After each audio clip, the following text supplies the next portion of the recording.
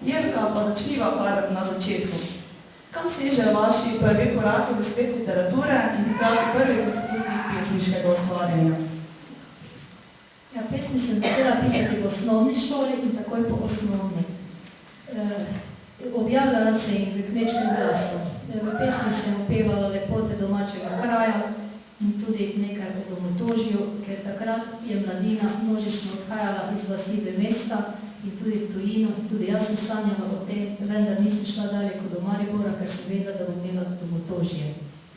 Ko sem se upokojila, sem se priključila literarni sekciji Društva upokojencev Ljutomer in tam so začele nastajati pesmi ena za drugo, zato sem se odločila, da zberem vse skupaj in pripravljam.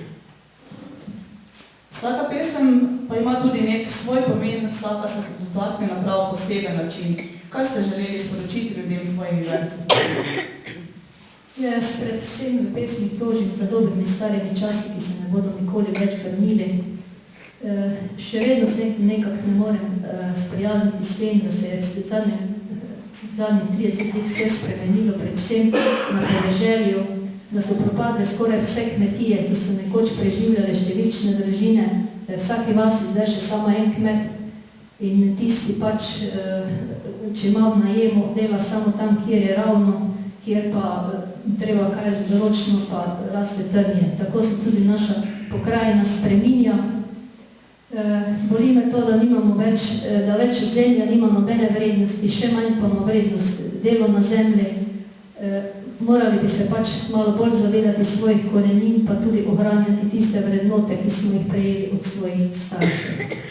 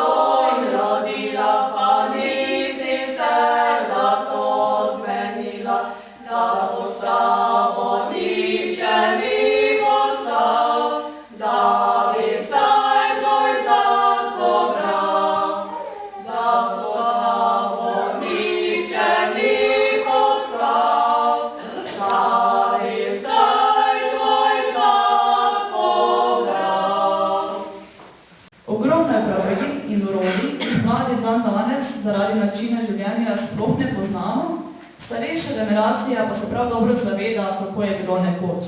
Tudi sami ste hoteli ohraniti spomin na staro kmečko orodje. Da, in to mi je prišlo na misel takrat, ko sem slišala v tem računalniškem žargonu tudi o nekih orodjih. Pa sem mislila, pa kakaj orodje so tu v računalniku. Mi smo imeli orodje motiko, kramp, vile in tako naprej. In sem se odločila, da pač napišem eno pesem o pač recimo o Branovleku. Torej, kljub tehnologiji želite ohraniti spomin na tisto staro, nepogrešljivo orodje. Pa prisluhnimo. Branovlek je prava prleška beseda, ki jo knjižni jezik še pozna. Dolgo časa je že tega, odkar rabili so še ga. Kolak izdelal je na 4, vedno Branovleka 2. In to po čisto pravi meri v sklopu lesenega voza. So ga na brano nataknili, živinčetu homot nadeli, zraven prego primaknili in z brcleki pripeli. Brano vlekli so po njivi, da se debele grude razdrobe. Tako sajeno zrnje zagrnili, da je lahko sklilo iz zemlje. Preljubav mi